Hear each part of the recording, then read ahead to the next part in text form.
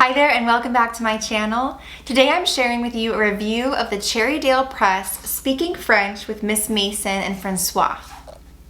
So this is volume 1 of the program, and I just quickly, before I share a little bit about it and how we've used it in our homeschool to teach modern language, I first want to share a little bit about what Mason thinks about teaching modern language. So when we first started teaching modern language, I used a program that I have enjoyed it, and I feel like it was engaging, but it was definitely isolated vocabulary words. And that's how I learned Spanish when I was younger. That's actually why I chose to teach my daughters French, is because I was so sick of learning Spanish vocabulary. Like, I can tell you the name of every garment of clothing, how to say dress, shirt, pants in Spanish, but to be able to form a sentence and have it be something that someone can understand is just not possible. So other than saying like my name is, right? I don't remember a lot of the phrases because we didn't use them. We learned just isolated vocabulary, and that was my exposure to modern language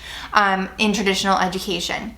So I love Mason's approach because she says in her book, Home Education, children should learn French orally by listening to and repeating French or any language words and phrases. That they should begin so early that the difference of the accent does not strike them, but they repeat the French word all the same as if it were English and use it freely. So children should really just think of it as another, rather than thinking of it as a weird language or it sounding odd to them, they should hear the native speaker just saying the French words and being able to repeat them, and everything is learned orally. And that was a huge thing for Mason. She wanted them to be learning 5 to 6 new words from their foreign language, which again was French. If you do Spanish, it's the same thing. I have a friend who's teaching her children Mandarin.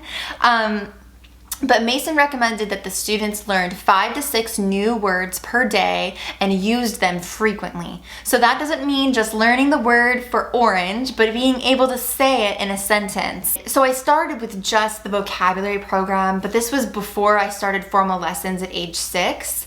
My daughter loved like I said, she loved that program. I wasn't a huge fan of it because it was just isolated vocabulary and we didn't use them in sentences enough.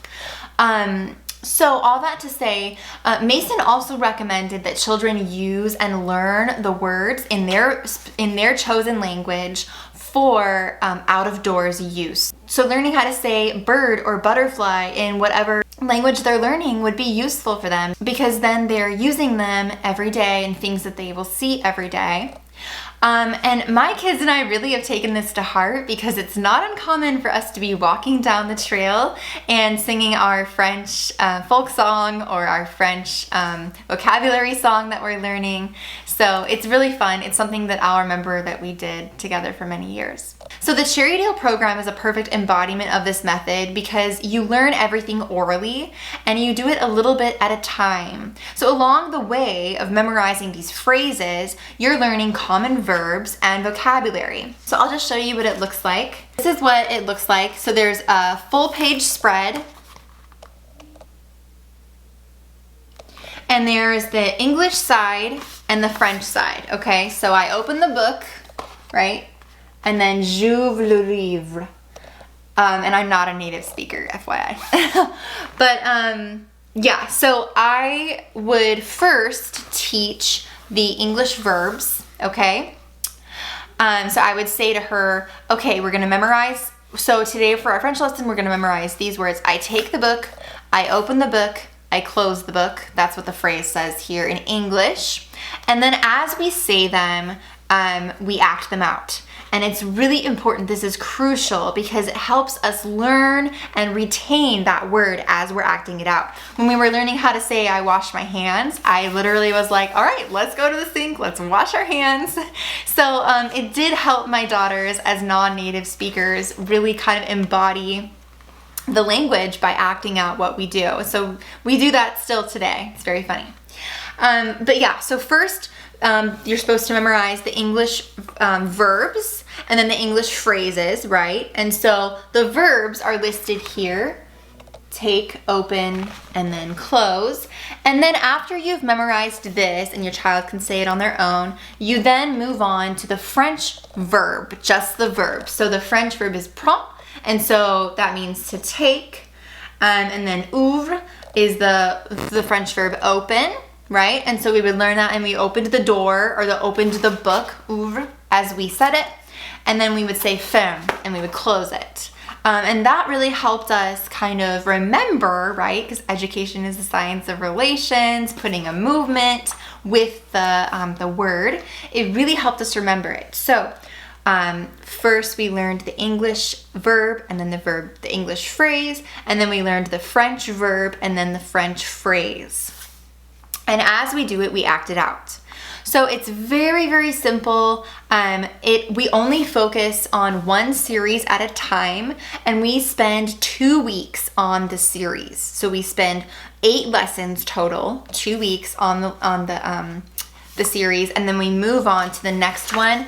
The goal here, and I think this is important, the goal here is not mastery. So we do not need to be able to perfectly speak this language, but the goal is exposure and the habit of learning new languages so that later on they can apply this to other things like Latin and any other languages they want to learn, German, Spanish, all the things. But first we learn how to just kind of act out, learn the phrases, and then we utilize them each day. After my daughter can say them or act them out without error, we would move on to the next series, or we would just do the 2 weeks. I also keep a French notebook where I record the phrases that we learned, and it's a very useful tool because then we can go through them sometimes to review our old ones.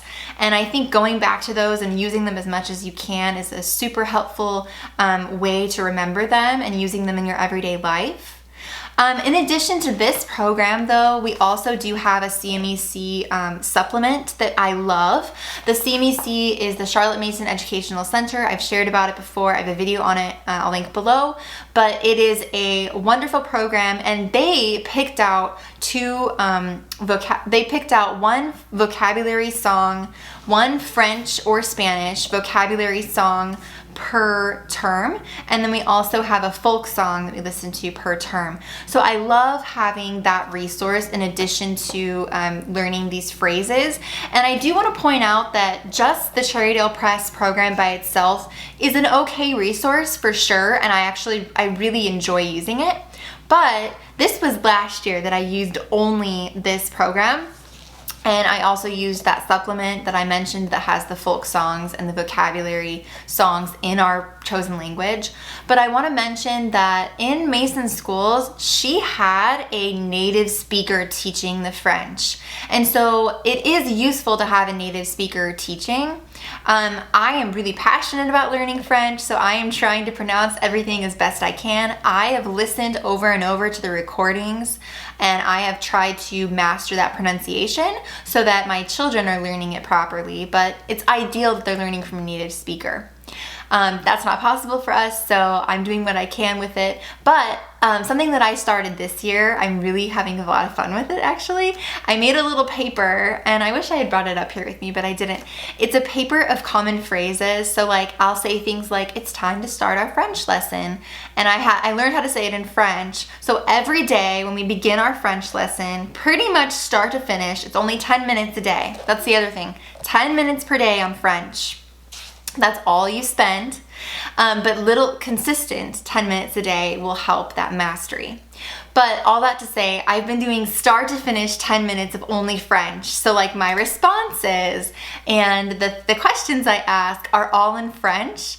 And it's been a really great learning experience for me. But I feel like I'm learning and embodying the language in a really wonderful way. So if you want an extra challenge, try to teach your whole lesson in French and see how it goes. To sum up what we've learned today, we want to make sure that we're learning the language orally. We don't want our children to look at print at all of the language. They want to hear it and remember it and associate it by acting it out. So that's number 2.